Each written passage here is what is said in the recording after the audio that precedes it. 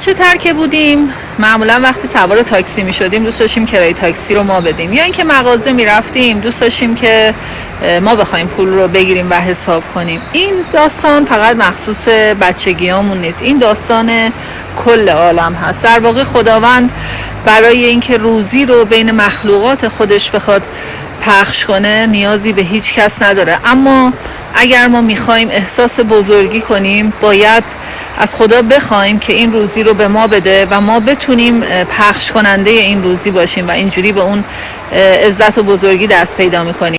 توی یخچال خونه ما یه قوطی رب وجود داره، اما تو حیات اون کسی که رب رو در واقع درست میکنه شاید در حدود 3-4 هزار تا قوطی رب وجود داره. چرا؟ چون اون برای فقط مصرف شخصیش نمیخواد و میخواد که اون رو بین همه پخش کنه. در واقع ثروت بی اندازه به کسی داده میشه که اون بخواد بین مردم پخش کنه و اگر فقط برای مصرف شخصی خودش بخواد قطعاً اون ثروت رو نخواهد داشت.